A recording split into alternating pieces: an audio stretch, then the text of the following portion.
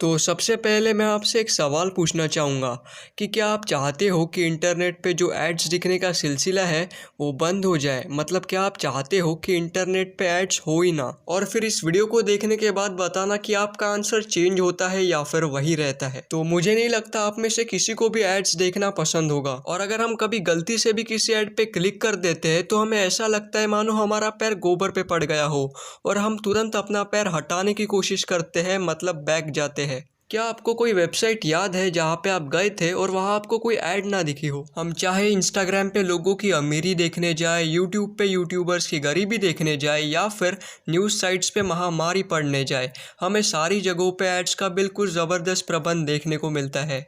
In short मैं कहना ये चाहता हूँ कि इंटरनेट भरा पड़ा है एड्स से। लेकिन क्या आपने कभी सोचा है कि अगर इंटरनेट से सारे एड्स गायब हो गए या फिर इंटरनेट पे एड्स हो ही ना तो क्या होगा। अगर आपको लगता है एड्स ना रहने से हमें तो फ़ायदा ही होगा, जैसे कि वीडियो देखते वक्त या फिर आर्टिकल पढ़ते वक्त बीच में कोई एड्स नहीं आएंगे जिसके वजह से हमें कोई इंटरप्शन नहीं होगी, तो मैं आपको बता दूं ऐसा बिल्कुल भी नहीं होगा। तो सबसे पहले बात ये आती है कि आखिर वेबसाइट्स वाले या फिर ऐप्स वाले अपने प्लेटफॉर्म पे एड्स क्यों दिखाते हैं। इसका सिंपल सा रीज़न है कि उन्हें ये करने के पैसे मिलते हैं, जो कि आप सभी को पता ही होगा। और ज़्यादातर कंपनीज का मैक्सिमम या फिर पूरा ही रेवेन्यू लोगों को एड्स दिखाने से ही आता है। रेफरेंस के लिए मैं आपको बता दूं, गूगल का ऑलमोस्ट 80% और फेसबुक का 98% रेवेन्यू बस लोगों को एड्स दिखाने से ही आता है। तो इससे आप अंदाज़ा लगा ही सकते हो कि एड्स कितना मेजर सोर्स ऑफ इनकम है टेक कंपनीज के लिए। और जो फ्री टू यूज साइट्स या फिर ऐप्स होते हैं वो इसलिए फ्री होते हैं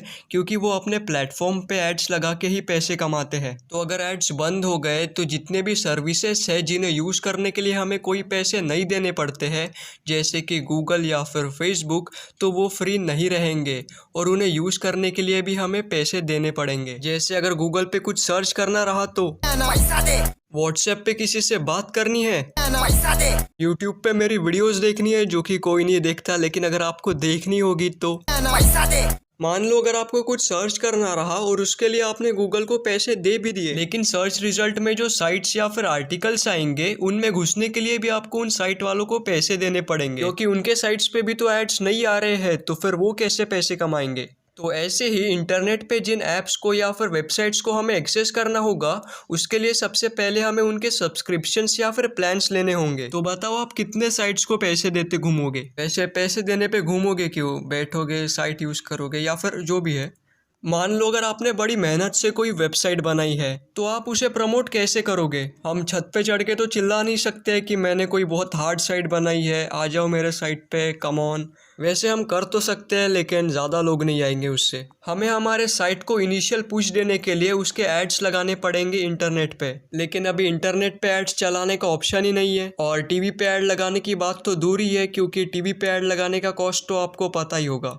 तो मैं ये कहना चाहता हूँ कि अगर एड्स ना रहे तो इससे नए स्टार्टअप्स को ग्रो करने में काफ़ी मुश्किल होगी। वैसे हम इन्फ्लुएंसर्स से या फिर यूट्यूबर्स से प्रमोट करवा सकते हैं, लेकिन वो भी तो एक प्रकार की ऐड ही हो जाएगी। तो एड्स ना रहने से जो पे टू यूज़ मॉडल पे काम करने वाले प्लेटफॉर्म्स है, जैसे कि नेटफ्लिक्स या फिर अमेज़ॉन प्राइम, जिन्हें यूज़ करने के लिए सबसे पहले हमें उनका सब्सक्रिप्शन खरीदना पड़ता है, उन पे एड्स बंद होने का कुछ ज़्यादा इम्पैक्ट नहीं होगा, क्योंकि वो ज़्यादा ऐड पे डिपेंडेंट नहीं रहते हैं। तो अब बताओ कि क्या आप चाहोगे कि इंटरनेट से एड्स हट जाए, और क्या आप इंटरनेट पे हर चीज़ के लिए पैसा देना पसंद करोगे।